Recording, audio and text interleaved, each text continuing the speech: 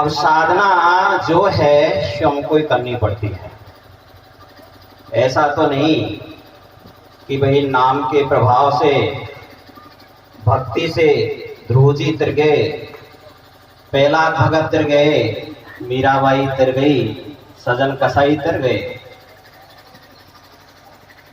तो उन्होंने करनी की, मालिक का स्मरण किया, सदकर्म किए, उसके प्रभाव से वो बाबा जी के नजदीक पहुंच गए। जो मनुष्य तन उनके पास में था, जो मनुष्य चोला उनके पास में था, वही चोला हर हंसों के लिए बाबा जी साहब ने बख्शिश किया है। यदि आप भी ऐसी करनी करते हैं तो ध्रुव प्रहलाद नामदेव कृपा जैसे हो सकते हैं, क्योंकि उनको तो करनी और भक्त प्रिय है। उनके हो जाएंगे तो समझिए कि आप पार हो जाएंगे। कभी भी साहिब को, परमात्मा को अपना नहीं बनाना है, उनका बनना है। कि हम उनके हैं या नहीं, हम उनको याद कर रहे हैं तो क्यों कर रहे हैं, क्या हम उनसे मांग रहे हैं। तो आप कितना भी सुमरम ध्यान करें, आप सुनते होंगे, काफी सीरियल भी देखते होंगे और पुराण सत्संग सुनते होंगे। बड़े बड़े दैत्य थे, हजारों वर्ष उन्होंने तप किया, ध्यान किया, ध्यान करते हुए भी वो वहां की वहीं रहे। क्यों रहे? वो उनको पाने की उद्देश्य थी कि हमें शक्ति मिले, बलवान बने, ताकतवर बने, या सिद्धि करने वाले सिद्ध पुरुष बने। इस आधार से नाम लेते हैं। आप किसी मंदिर में या दरबार में जाते हैं, बाबा के चरणों में पहुंचते हैं तो सब पहुंचते हैं एक एक कदम, लेकिन आप कुछ न कुछ मन्नत मांगने के लिए जा रहे हैं कि बाबा साहब ये मेरा कार्य हो जाए, तुम्हारी जात करूंगा, प्रसाद बांटूंगा, रसोई करूंगा। ठीक है, बाबा का सत्संग तो मिलता ही है। अब सत्संग मिलते हुए भी आप वो चीज मांग रहे हैं तो खाली हाथ तो नहीं आ सकते। मालिक के यहाँ तो अगट खजाना है। जैसा तुम्हारा भाव है उसी के अनुसार तुम्हें प्रसाद मिल जाएगा। अब तुम क्या मांग रहे हो ये तुम्हारे ऊपर निर्भर करता है। जब बाबा जी कबीर साहब के रूप में प्रकट भये, शक्ति दो है, एक तो परमात्मा सत्पुरुष अवगत मेहरबान वो मालिक है, और उनकी इच्छा का नाम सदगुरु बाबा शबरदास साहिब है। तो जो अवगत के मन में भाया ताकू सदगुरु दर्श दिखाया।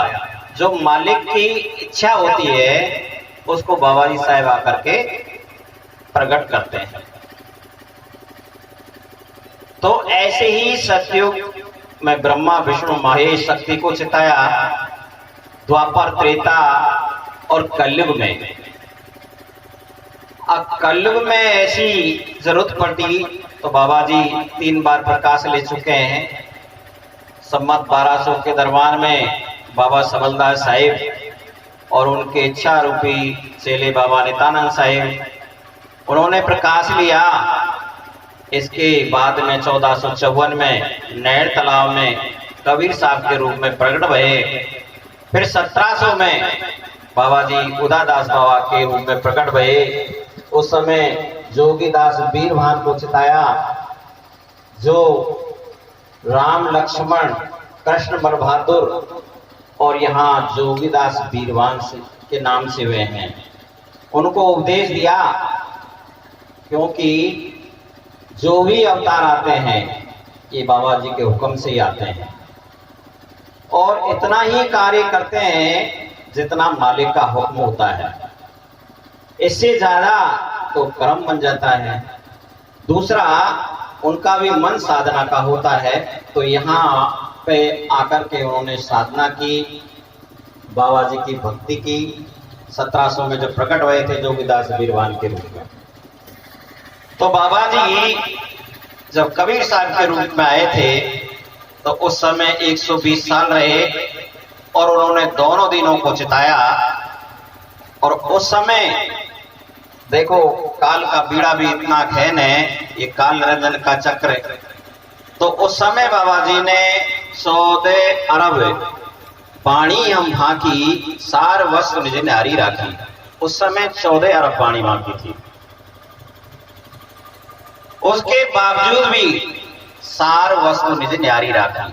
सार वस्तु है वो अलग है, वाणी और शब्दों में उपदेश है, चिताया है, महिमा का वर्णन किया है, लेकिन साधों के घर सत्य सहूरी मत उनके न्यारे न्यारे। सभी के हृदय में बाबा जी निवास करते हैं, सब अपने अपने तरीके से मालिक को याद करते हैं। तो वो क्या है कि किस ध्येय से, किस भाव से मालिक को आप याद कर रहे हैं, वो चीज है। जब बाबा जी ने धर्मदास जी को उपदेश दिया, धर्मदास जी को भेजा तान शुभारंभ के कारण, लेकिन वो भी क्योंकि माया का बड़ा चक्र है वो भी लगे रहे। अब उनके अंदर भक्ति का बीज तो था, लेकिन वो सतनाम की भक्ति छोड़ करके और श्रवण भक्ति में लग जाते हैं। बाबा जी ने देखा कि जिनको हंस सिताने के लिए भेजा है वो स्वयं ही इसमें लग गए। तो फिर बाबा जी साहब को शम को प्रकाश लेना पड़ा। अब वहां पे एक दिन की बात है कि धर्मदास जी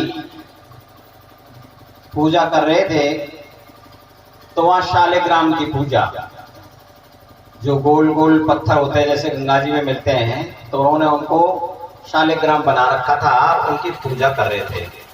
बाबा जी फकीर वेश में प्रकट हुए और कहने लगे, अरे धर्मदास भाई क्या कर रहे हो? देखा तो फकीर साहब है चरणों में कि बाबा जी पूजा कर रहा हूं भगवान की। तो साहब ने कहा, क्या तुमने तुम्हारे भगवान जी से कभी वार्तालाप की, कभी मन की बात कही? इतना कह करके, कुछ शब्द कह करके और साहब अंतर ध्यान हो गए। अब अंतर ध्यान हो गए तो उन्हें लग गया कि वास्तव में कि इतने दिन से मैं पूजा अर्चना कर रहा हूं, कभी भगवान जी से वार्तालाप तो नहीं हुई।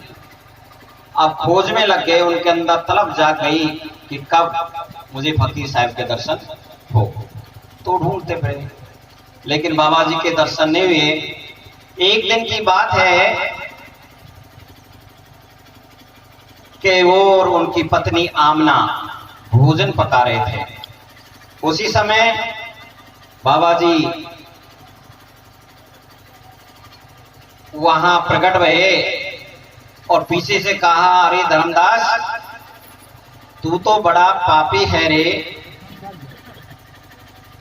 अब धर्मदास जी को जो पापी कहा तो उनकी पत्नी आमना पे सहन नहीं हुआ कि देखने में तो महात्मा लगते हैं, फकीर लगते हैं, लेकिन मेरे पति को पापी बोल रहे हैं। तो उन्होंने बड़ा बुरा कह दिया। फिर बाबा जी ने कहा, अरे धर्मदास जरा इसे लकड़ी को देखिए चीर के। तो लकड़ी को देखा तो उसमें छोटे छोटे छोटे कीड़े जल रहे थे कि देखो तुम पाप कर्म कर रहे या नहीं, कि बिगड़ देखे ही लकड़ी को जला रहे थे। इतने में ही बाबा जी अंतर ध्यान हो गए। अब धर्मदास जी उनकी पत्नी पर बरस पड़े कि भगवान, मैं जिन फकीर की तलाश में वर्षों से था, आज उन्होंने दर्शन दिए तो तुमने उल्टा सुल्टा कह दिया, उनके लिए वो चले गए। अब उन्होंने सोचा कि मेरी बात है जो कड़वी लग गई, तो कहने लगी तो इसमें कौन सी बात है, आपको उन फकीर महात्मा से इतना ही लगाव है तो सैदे पे मक्खी बैठती है, गुड़ के ऊपर मक्खी बैठ जाती है, तो है तो फकीर महात्मा ही, आप भंडारा कीजिए, यज्ञ करवाइए, कहीं कहीं से आ जाएगा। अब धर्मदास जी को ये बात लग गई कि बात तो ठीक कह रही है, कि मैं इसी बहाने से उनको तलाशूं। तो उनके पास में धन की सादो कमी नहीं थी,